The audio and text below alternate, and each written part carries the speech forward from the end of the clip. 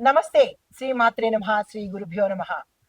ఖగోళ శాస్త్రంలో మనం ఎప్పుడూ చెప్పుకుంటున్నట్టుగా రకరకాల వింతలు జరుగుతూ ఉంటాయి. రకరకాల గ్రహాల మార్పులు అనునిత్యము, ప్రతి నిత్యము జరుగుతూ ఉంటాయి. అయితే ఇప్పుడు మనకి రాబోయే అనగా మే నెలలో 14వ తారీఖు రాత్రి 11:20 మనకి మిథున రాశిలోకి బృహస్పతి ప్రవేశం జరుగుతోంది. అంటే దేవగురువు బృహస్పతి మిథున రాశిలోకి ప్రవేశించబోతున్నాడు. అయితే ఈ ప్రవేశంలో అంటే వృషభం నుంచి మిథునంలోకి తన ప్రయాణాన్ని సాగిస్తున్నాడు గురు బృహస్పతి. అయితే ఈ పరిణామాలు మనకి ఎలా ఉండబోతున్నాయి? ఈ బృహస్పతి ప్రవేశం వల్ల ఏ రాశులకు మంచి జరుగుతుంది? ఏ రాశులకు ఎలాంటి ప్రభావాలు చూపించబోతున్నారు? దీంతో పాటుగా అసలు బృహస్పతి తన గమనాన్ని మార్చుకునేటప్పుడు దేనికి అధిపతి, దేన్ని ఎక్కువగా ఇస్తాడు అనే అంశంలో ఆధ్యాత్మికతకు అంటే బృహస్పతి ఆధ్యాత్మికతకు, జ్ఞానానికి, విద్యకు, సంపదలకు నిలయమను. ఈ వీటిని ఎక్కువగా ఇచ్చే ప్రయత్నము తన సంచారంలో ఏ రాసుల్లో జరుగుతున్నాయో ఆయా స్థానాలను బట్టి, ఆ గురు సంచారాన్ని బట్టి వారికి ఆ యోగ్యతలు కలుగుతాయి. అయితే గురువు ప్రతి ఏడాదికి తన యొక్క రాశిని మార్చుకుంటూ ఉంటాడు. ఒక్కొక్క రాశిలోకి ప్రతి ఏడాదికి మారుతుంటాడు. అయితే ఈ మారడము ఒక రాశి నుంచి ఇంకొక రాశికి వెళ్ళేటప్పుడు 12 సంవత్సరాలు పడతాయి. ఈ 12 సంవత్సరాలలో ఎట్లా ఆ వ్యక్తికి గురు మహర్దశన లేదా ఫలితాలు ఎలా ఉండబోతున్నాయి, ఆ గురు మిగతా గ్రహాలతో కలిసినప్పుడు ఎలాంటి ప్రభావాలు చూపిస్తున్నాడు అనే అంశాన్ని మనము ఇక్కడ సవివరంగా తెలుసుకుందాము. అయితే ఈ సంవత్సరంలో మే 14వ తారీఖున రాత్రి 11:20 మిథున రాశిలోకి బృహస్పతి అడుగు పెడుతున్నాడు. అయితే ఈ ప్రభావము మనకి 12 రాశుల మీద ఎలా ఉండబోతోంది అనే దానికన్నా ముందుగా ఒక్కొక్క రాశికి ఒక్కొక్క ప్రత్యేకత ఉంది. శని గ్రహానికి ఒక ప్రత్యేకత, రవికి ఒక ప్రత్యేకత, అలాగే జ్యోతిష శాస్త్రంలోనూ ఖగోళంలోనూ కూడా ఈ గ్రహాలకు రాశులకు తనదైన విశిష్టతమైన స్థానం ఉండబోతుంది. అయితే ఈ స్థానాలలో ఒక్కొక్క గ్రహము ఎలాగా మనకి ఎటువంటి ఫలితాలు ఇస్తూ ఉంటారు. ప్రత్యేకంగా గురుగ్రహము ఈ నవగ్రహాలలో విశిష్టమైన స్థానము గురుగ్రహానికి ఉంటుంది. దేవగురు కాబట్టి ఈ గ్రహాలలో కూడా బృహస్పతికి ప్రత్యేకమైన స్థానం ఉంటుంది. ఈ స్థానాలు మనిషి మీద కాకుండా దేశం మీద, ప్రకృతి మీద, రాజకీయాల మీద, వ్యవసాయం మీద, ఇలా ప్రతి ఒక్క ఆర్థిక వ్యవస్థ మీద, ఇలా ప్రతి ఒక్క వ్యవస్థ మీద, పశుపక్షాదుల మీద కూడా ఇలా ప్రతి ఒక్క అంశంలోనూ తనదైన ఫలితాలను, ప్రభావాన్ని చూపించబోతున్నాడు మిథున రాశిలోకి వెళ్ళబోయే బృహస్పతి. అయితే ముందుగా మనము ఎలాంటి ఫలితాలు మేషరాశి వారికి ఇవ్వబోతున్నారు అనే అంశాన్ని పరిశీలించే దానికన్నా ముందు తదుపరి రాశి వృషభ రాశి. ఈ రాశి వారికి ఈ బృహస్పతి సంచారం వల్ల ఈ వ్యక్తులకు అంటే ఈ రాశిలో ఉండే ప్రతి వారికి ఆర్థిక పరమైన లాభాలను అందించబోతున్నాడు.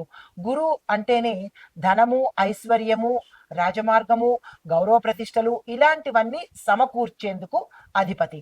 ఈ సమయంలో ఎవరు ఆర్థిక పరమైన వ్యవహారాలు చేస్తుంటారో, బిజినెస్ కావచ్చు లేదా కాంట్రాక్ట్ కావచ్చు, ఎవరైనా సరే ఆర్థిక పరంగా గురువు లాభాలను, ధన సంపదను ఇవ్వబోతున్నాడు కాబట్టి దానికి సంబంధించిన వ్యవహారాలను ఈ సమయంలో కనుక ప్రతి ఒక్కరూ చేసుకున్నట్టయితే పెట్టుబడులు పెట్టుకోవడం కానీ, వ్యాపారంలో విస్తరణ చేసుకోవడం కానీ, ఉద్యోగస్తులు కుటుంబ పరంగా ఏవైనా సేవింగ్స్ చేసుకోవడం కానీ, లేదా ఇన్వెస్ట్మెంట్స్ చేసుకోవడం కానీ, భూమి, వస్తువు, వాహనాలు ఇలాంటివి ఏవైనా కొనుగోలు చేసుకోవడానికి ఆ గురు ప్రభావం వల్ల మీకు ఆకస్మిక ధనప్రాప్తి రావడము, ఆర్థిక లాభాలు రావడము గోచరిస్తోంది.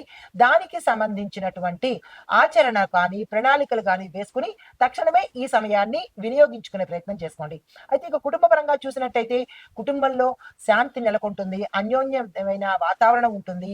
అన్నదమ్ముల మధ్య, తండ్రి కొడుకుల మధ్య, తల్లి బిడ్డల మధ్య, భార్యాభర్తల మధ్య, తల్లి బిడ్డల మధ్య ఇట్లాగా కుటుంబంలో ప్రతి ఒక్కళ్ళ మధ్య అన్యోన్యమైన వాతావరణము, శుభకార్యాలు చేయడము, ఆగిపోయిన పెళ్లి సంబంధాలు తిరిగి మళ్ళా అంటే వాళ్ళు యాక్సెప్ట్ చేయటము, తిరిగి మళ్ళా పునరావృతం అవ్వడము, ఇలాంటివన్నీ జరిగే అవకాశాలు ఈ సమయంలో మీరు ఏ పని చేసుకున్నా, ఏ శుభకార్యాల కోసం ప్రయత్నాలు చేసుకున్నా మీకు సక్సెస్ అయ్యే అవకాశాలు ఈ గురు సంచారం వల్ల కలబోతోంది.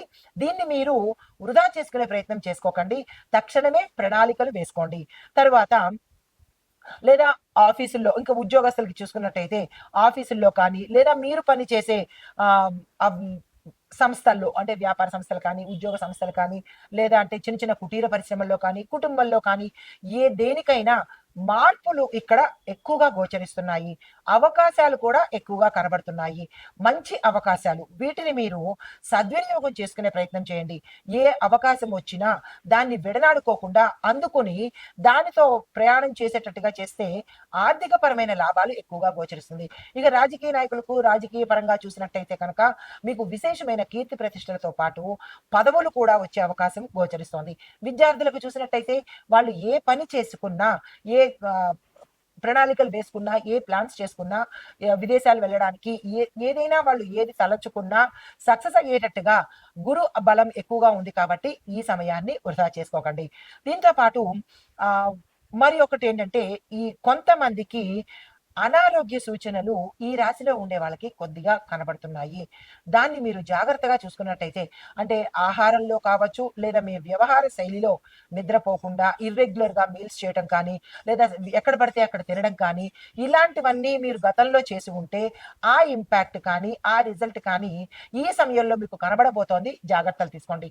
ప్రత్యేకించి డైజెషన్ కోసము అంటే జీర్ణ వ్యవస్థ మీద కిడ్నీస్ మీద ప్రభావము ఎక్కువగా పడబోతోంది. జాగ్రత్తలు తీసుకోండి. తర్వాత ఈ రాశి వారు గురు బలాన్ని కోసం అంటే గురు బలాన్ని పెంచుకోవడానికి మీకు ఏవైనా స్తోత్రాలు పారాయణ కానీ లేదా గురు సంబంధిత మంత్రాలు కానీ ఆలయ దర్శనం కానీ చేసినట్టయితే కనుక విశేషమైన ఫలితాలు అంటే 100కు 1000 వచ్చేటట్టుగా మంచి ఫలితాలు పొందే అవకాశం గోచరిస్తోంది ఈ గురు సంచార ఫలితం వల్ల. ప్రత్యేకంగా మీరు దానాలు ఏమిచ్చుకోవాలి అంటే కనుక పసుపు వస్త్రాలు, పసుపుకు సంబంధించినటువంటి వస్తువులు, పసుపు కొమ్ములను దానంగా ఇవ్వండి. గురువార నియమాలు తప్పనిసరిగా పాటించండి. గురు సంచారం కాబట్టి ఆయన ప్రీతి కోసము గురువార నియమాలు తప్పనిసరిగా పాటించండి. గురువార నియమాలంటే ఉపవాసం ఉండడము, మాంసాహార నిషేధము, మద్యాన్ని సేవించకపోవడము. ఇది ఈ రాశిలో ఉండే వారికి గురు సంచార ఫలితాలు ప్రభావాలు చెప్పడం జరిగింది గోచార రీత్యా. నమస్తే. అయితే మనకి మే 14 రాత్రి 10:20 లేదా 36 నుంచి అక్టోబర్ 18 సాయంత్రం 7:36 వరకు గురు వక్ర స్థితిలో మిథున రాశిలో సంచరిస్తూ ఉండడం వల్ల మనకి వ్యవసాయము ఇందాక మనం చెప్పుకున్నవి రాశుల ఫలితాలు. ఇప్పుడు ఏంటంటే వ్యవసాయము, వాణిజ్యము, రాజకీయ, ఆర్థిక, ప్రకృతి కాలమానం ప్రకారము దేశ రాజ్యాంగ స్థితిగతులు, సామాజిక వ్యవస్థ ఎలా ఉండబోతోంది అనేది ఈ గురు వక్ర స్థితిలో సంచార ఫలితాలు చెప్పబోతున్నాను. ఒక్కొక్కటిగా పరిశీలన చేద్దాము. ముందుగా వ్యవసాయ రంగంలో ఉన్న వాళ్ళకి ఈ గురు మిథున రాశిలో ప్రవేశించడం వల్ల పురాతన రైతు పద్ధతుల కన్నా అంటే మీరు వ్యవసాయం చేసే పాత పద్ధతుల కన్నా కొత్త పద్ధతులను అంటే డ్రోన్స్, స్మార్ట్ ఇరిగేషను, డిజిటల్ ఫెర్టిలైజేషను ఇలాంటివి కనుక అనుసరిస్తే వ్యవసాయము విశేషంగా వృద్ధి చెందుతుంది. కానీ చెడు ఫలితాలు ఏంటంటే విత్తనాల కొరత ఏర్పడుతుంది. రైతులకు శిక్షణ కార్యక్రమాలు కొత్త దిశలో ప్రవేశపెట్టాలి. అయితే కొన్ని రాష్ట్రాల్లో వర్షాలు ఆలస్యంగా లేదా అసలు అధిక వర్షం వల్ల కొంచెం ఇబ్బంది పడే అవకాశము, నష్టపోయే అవకాశము ఈ గురు సంచారంలో కలుగుతోంది. ధాన్యాలు, పప్పు ధాన్యాలు, పళ్ళ సాగులు, పూల సాగులో కనుక మీరు వేసినట్టయితే రైతులకు విశేషమైన లాభాలు వచ్చే అవకాశం ఉంది. గుర్తుపెట్టుకోండి. విత్తనాల యొక్క ధర పెరగడం వల్ల రైతులకు నష్టాలు వచ్చే అవకాశం కూడా కనబడుతోంది. దానికి తగ్గ ప్రత్యామ్నాయాలు చూసుకోండి. ప్రభుత్వము నష్టపరిహారాల యొక్క ప్యాకేజీ కూడా ఈ సమయంలో మీకు ప్రకటించవచ్చు. దాన్ని ఉపయోగించుకునే ప్రయత్నం ప్రతి ఒక్క రైతు చేయండి. ఇది వ్యవసాయ పరంగా. అయితే మీకు చెప్పదగిన ఉపాయం కూడా చెప్తున్నాను, దాన్ని పాటించుకోండి. నల్ల గోధుమ విత్తనాలపై బృహస్పతిని పూజించి సాగు ప్రారంభించండి. అంటే మీరు ఏ సాగు ప్రారంభించినా వ్యవసాయదారులు, రైతులకు మరీ మరీ చెప్తున్నాను, గురు పూజించి అప్పుడు మీరు పంటను వేసినట్టయితే గురుగ్రహం వల్ల విశేషమైన పంట, విశేషమైన లాభాలు పొందే అవకాశం ఉంది. ప్రతి ఒక్క రైతు గుర్తుపెట్టుకోండి. అయితే వాణిజ్య పరంగా చూసినట్టయితే, వాణిజ్యం అంటే బిజినెస్ అండ్ ఫైనాన్స్ రెండూ చూసినట్టయితే కనుక గురు మిథునంలో ఉండడం వల్ల వాణిజ్య సంబంధాలు, మరీ ముఖ్యంగా ఎక్స్పోర్ట్ ఇంపోర్ట్ రంగము చాలా ఆశాజనకంగా ఉండబోతోంది. డిజిటల్ వ్యాపారాలు, ఈ commerce, logistics, edutech, health tech ఇలాంటి రంగాల్లో పెట్టుబడులు పెట్టినట్టయితే కనుక లాభాల ప్రవాహం చవి చూడస్తారు. అయితే స్టాక్ మార్కెట్లో హెచ్చుతగ్గులు ఉండడం వల్ల ఏమవుతోందంటే, ముఖ్యంగా ఇన్ఫర్మేషన్ టెక్నాలజీ, ఫైనాన్సు, ఫార్మా కంపెనీలకు చాలా లాభాలు ఉంటాయి. అంటే ఈ స్పెక్యులేషన్ అంటే ఈ ఫ్లక్చుయేషన్స్ వల్ల, స్టాక్ మార్కెట్లో హెచ్చుతగ్గుల వల్ల ఈ రంగాల వాళ్ళు విశేషంగా లాభపడతారు. అయితే బిట్ కాయిన్స్, క్రిప్టో కరెన్సీ వంటి అసాధారణ పెట్టుబడుల మీద ఎవరైనా పెట్టినట్టయితే తస్మాత్ జాగ్రత్త. తీవ్రంగా నష్టపోతారు, మానసికంగా కుంగిపోతారు. మళ్ళా చెప్తున్నాను, బిట్ కాయిన్స్, క్రిప్టో కరెన్సీ మీద ఎవ్వరూ పెట్టుబడులు పెట్టుకోకండి. అయితే రైతు మార్కెట్లు, డైరీ ప్రాజెక్టులు కూడా ఈ సమయంలో విశేషంగా బలపడతాయి. మీకు చెప్పదగిన ఉపాయం ఏంటంటే, గురువారం రోజు జిగురు, పసుపు, గోధుమలు దానంగా ఇచ్చి మీరు ఏదైనా పని ప్రారంభించుకోండి. తర్వాత రాజకీయ పరిణామాలు అంటే పొలిటికల్గా ఎలా ఉండబోతోంది అంటే కనుక, ఈ గురు బుధగ్రహంలో అంటే బుధుడు రాశి అయిన మిథున రాశిలో సంచారం చేయడం వల్ల పక్షపాత రాజకీయ ఉధృతము ఎక్కువగా ఉంటుంది. ప్రజలలో విచారణ స్వభావము, నాయకత్వ నిరీక్షణ ఏర్పడే అవకాశం కనబడుతోంది. రెండో పాయింట్, మధ్యంతర ఎన్నికలు కూడా సంభవించేందుకు సూచనలు కనబడుతున్నాయి. కొన్ని రాష్ట్రాల్లో గవర్నర్ పాలన కూడా వచ్చే అవకాశం కనబడుతోంది.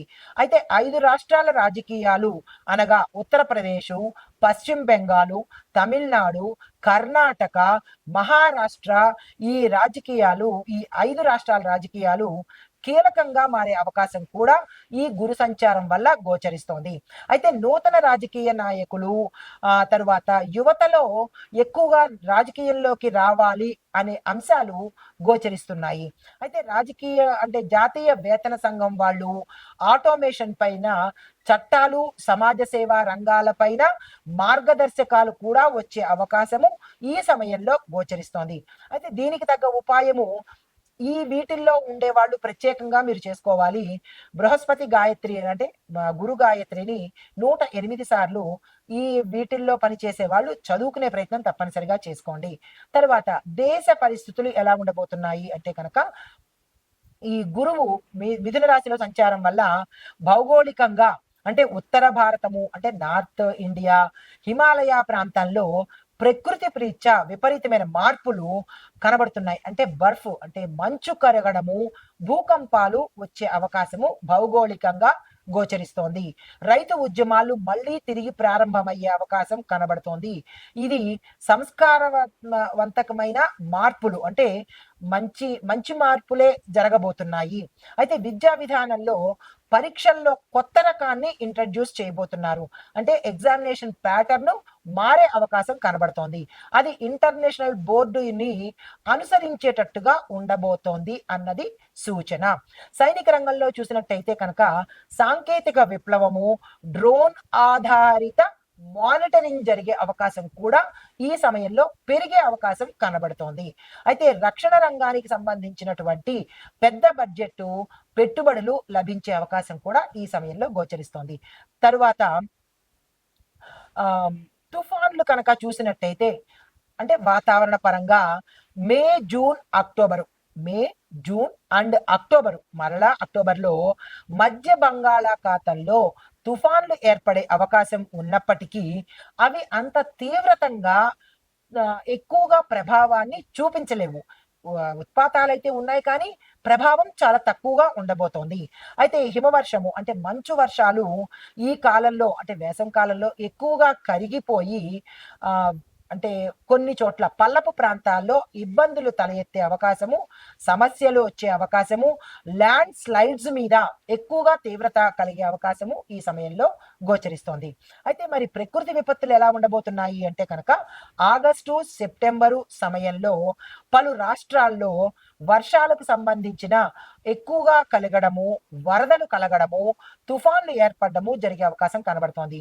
తరువాత 3, 4 రాష్ట్రాలలో విస్తృతంగా భారీ వర్షాలు, తద్వారా నీటి ముంపు, నదులు పొంగి పొర్లడము, పంటలు నష్టం పాలవ్వడము, ఇలాంటివి కొన్ని చోట్ల ఇళ్ళు, రహదారులు కూడా దెబ్బతినే అవకాశము గోచరిస్తోంది. అయితే కాలమాన ప్రభావం చూసినట్టయితే దానికి నివారణ చర్యలు తీసుకోవాలి కదా! ముందుగా వర్షాభావాన్ని గుర్తించి విత్తనాలు వేసుకోండి.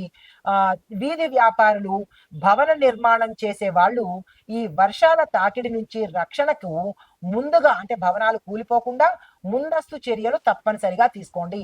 ఈ సమయంలో అంటే మనకి మే నుంచి అక్టోబర్ 18 వరకు ఈ ప్రభావము గురు ప్రభావం ఉండబోతోంది కాబట్టి తక్షణమే ఈ చర్యలు, జాగ్రత్తలు తీసుకునే ప్రయత్నం చేసుకోండి. అయితే ప్రయాణికులు చూసినట్టయితే మీరు ఈ సమయాన్ని గుర్తెరిగి జాగ్రత్తగా ప్రయాణాలు చేసుకోండి. ప్రయాణానికి సంబంధించిన జాగ్రత్తలు కూడా ముందే ఏర్పాట్లు చేసుకోండి. ఇంకా ప్రభుత్వ పరంగా చూసినట్టయితే ఎన్డీఆర్ఎఫ్ అంటే నేషనల్ డిజాస్టర్ రెస్పాన్స్ ఫోర్స్, దీనికి ఎస్డిఆర్ఎఫ్ ప్రమాద నిర్వహణ శాఖలు పూర్తి అప్రమత్తంగా ఉండాలి. అయితే పల్లె ప్రాంత ప్రజలు రోడ్లు ఈ ఈ మార్గాల గుండా వెళ్ళే వాళ్ళు జాగ్రత్తగా వెళ్ళడం ఒకటి, దాన్ని పునర్నిర్మాణం చేసుకోవడము, మట్టి దారులను జాగ్రత్తగా మంచి స్ట్రాంగ్ దారులుగా చేసుకోవడము, సిమెంట్ దారులుగా ఏర్పాటు చేసుకోవడము, పల్లె ప్రాంతాల్లో ఉన్న వాళ్ళు తప్పనిసరిగా ఈ చర్యలు మీ పెద్దల సహాయంతో తీసుకోండి. ఇవి ఈ గురు ఫలితంగా రాసుల వారికి చెప్పడం జరిగింది. ప్రభుత్వము, ప్రైవేట్ రంగాలు ఇలాగ ఒక్కొక్క అంశాన్ని విశ్లేషించి అందించడం కూడా జరిగింది. దీన్ని జాగ్రత్తగా పాటించుకుని ప్రభుత్వాలు కాదు, ప్రజలు కాదు, ప్రతి ఒక్కళ్ళము జాగ్రత్తగా ఉండి గురుబలాన్ని మంచికి మనము ఉపయోగించుకోవడము, మంచిగా ఉండాలి అని కోరుకుంటూ నమస్తే.